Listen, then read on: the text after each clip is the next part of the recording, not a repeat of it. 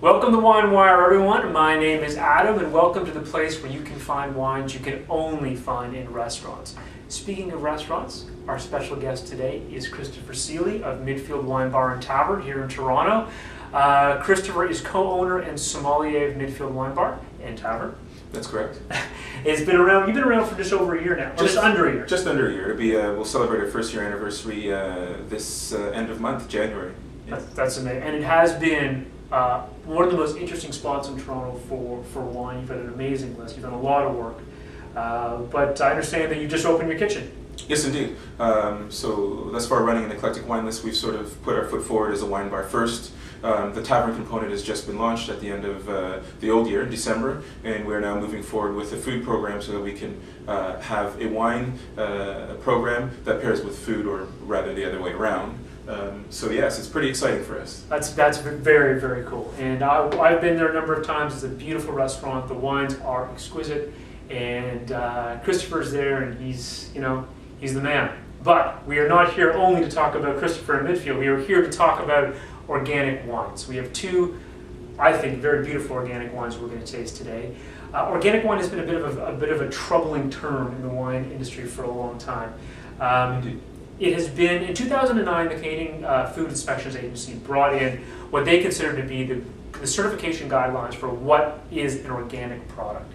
Now, that's great, but the problem is that organic wine has a variety of different meanings in the variety of different places that it's being produced. So we have everything from natural wine all the way down to wines that are made with organic grapes. Now, natural wine, you have a pretty good definition of what natural wine to you is and should be. Yeah, to me, natural wines, taking all the principles of organic, biodynamic, but just treating your soil first, thus the root system, thus the vine, in a natural way with no pesticides, no chemicals, and letting what happens naturally happen, and you just guide it. Yeah, absolutely. It goes down to the premise that good wine comes from great fruit. Indeed. And the less you can do in terms of adding things that throws a natural balance off of the soil in the vineyard, the better off you are. So we got two amazing wines here. But the very interesting thing before we actually serve them, nowhere on these two wines is it marked that these wines are organic. And there's a reason. And the reason being is that a lot of producers that are coming into the Canadian market do not want or have not been able to qualify for the Canadian Food Inspection Agency certification. So they're leaving it off. So there are many wines in this market that are 100% organic that you're drinking today, but you never know about it. That's why it's that you need people like Christopher who can help guide you through that process. Yeah, the trust is, I think the wine will speak volumes. A lot of the time, we don't even mention that we're serving or listing biodynamic, organic, or natural wines whatsoever, but I find the client reaction when you taste these wines, the energy, the pleasure, it is a bit of a different flavor profile than what we're used to the, I would say, industrial wines, but the wines that we've come to know and the way I've been taught and the way I've learned. Again, it's a learning curve for us all, but there's something natural and beautiful about these wines when it's been well made, taken care of from vine to bottle, as it would be with any great wine. Perfect. That's an amazing segue. I think we should start tasting. Indeed. Yeah. So this first wine is from Italy, from Tuscany. It is the 2011 Frasino Rosso. Comes in at 14.5%. It is actually a blend of Sangiovese, Cabernet Sauvignon, and Syrah, with a few other grapes tossed in for good measure. Wine comes in at $24.95. So we're talking pretty much right in the wheelhouse in terms of a value wine. What's going on in the nose? So, from the hills of Montalcino and Maremma, we have this beautiful red. On the nose, we're just getting, unlike typical Sangiovese, which is a bright red cherry to dark cherry, we're getting a harmony of I would say, both red and blue fruit, cassis and the cherry and the touch of raspberry with chocolate, slight woodsy notes, but I would say it's on the more herbaceous, savory side of things. Real pretty, real beautiful wine. On the palate, it's amazing. I mean, literally, you're getting more of a modernist approach to a Tuscan wine. The Cabernet Sauvignon and Syrah bring a lot of black fruit to the flavor profile, but the Sangiovese brings acidity and freshness. There's some tannin in here that's very silky and well integrated, but this is a wine that you can drink very readily right now. It's going to develop over the next couple of years, but it is very accessible. It's an absolutely delicious wine. And again, other than the fact that it doesn't say that it's organic. So if you don't know, you would never be able to tell the difference. So we have one more wine. We have one more wine. From the old world again, but from a different part.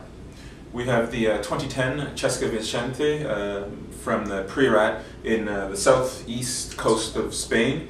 We've got a blend of Grenache, Cabernet Sauvignon, and Merlot at about 15% alcohol. The wine retails at $24.95, just as the Fresina Rosso has. And again, beautiful wine. No, listen, I'm just put this thing in my nose, and it is intense. I mean, there is a lot going on here. You've got black fruit, you've got spiciness, you've got an herbaceous sense to it. This is not your typical Priorat. I mean, there's a lot of freshness to it, and a lot of fresh berry fruit to it. Yes, indeed. Priorat wines have been known to be big party wines. I wouldn't say jammy, I would say just big, opulent, rich, succulent. I find this wine has a great acidity on the palate. As you mentioned, fantastic blue and black fruit, almost fruit of the woods, if you would say, with some bramble and thyme and herbaceousness. A great minerality, which I think comes from the terroir, the proximity to the Mediterranean Sea. You hit it on the head. It's the minerality. It's something a little bit different than I was expecting, and that's what makes this one really interesting. Indeed, I think it's just to pair well with many foods, and also be a great sipper if you're starting up your meal, or at the end of the meal if you're just meditating over life, etc. I think it's a meditation. I think it's a very fun and pleasurable wine. That's and both of these wines. I'll bring the other one back in the camera. Both of these wines, beautifully made. They are organic, but really what it comes down to is that there's a philosophy around how these wines are made that makes them so impressive. The fact that the winemakers spend as much care in the vineyard as they do in the winery really sets these wines apart. The quality is in the fruit. Absolutely. And you taste that when you in the bottle. So we're not always about wine here at WineWire. Yeah. There will be some embarrassment of Christopher Seeley today. I've done my research. I know that Christopher has had a birthday very recently on January the 10th. I'm not going to ask how old you are, but I'm assuming the gray hair is from stress, not from age. Yeah. That's the having two children, my actual real child, and a new wine bar. Indeed, the stress is fun and part of the ride. That's for sure. So from both myself and from Nelson and all of the WineWire family, happy birthday! Thank you. May the next 100 years of your life be as pleasurable as the last 45 minutes. Yes. Anyways, the links to both of these wines are directly below us in the right below the video. Please click on them, find out more about the wines, and the agents that represent these wines will deliver them directly to your door. Follow us on Facebook and Twitter. Our Facebook address is facebook.com/WineWire. Our Twitter name is @WineWireCA. Christopher, thank you so much for coming in. It's been a pleasure. I've known you for a long time. I 100% respect your palate and your passion for wine. And it's a work in progress. Please, It always is, but please go and check out Midfield Wine Bar Tavern. It is a fantastic restaurant. It's located on Dundas, right? Yes, 1434 Dundas Street West, downtown, just off the Dovercourt Ossington Strip. But a little corner spot. Everyone's always welcome, from the novice to the aficionado. MidfieldWineBar.com for upcoming events, news, and this video when we get there. Perfect. Thank you guys so much. We had a great week here at WineWire, and we continue to have a good day. So please, we'll be back in a couple days. Come check us out, and we will talk to you very soon.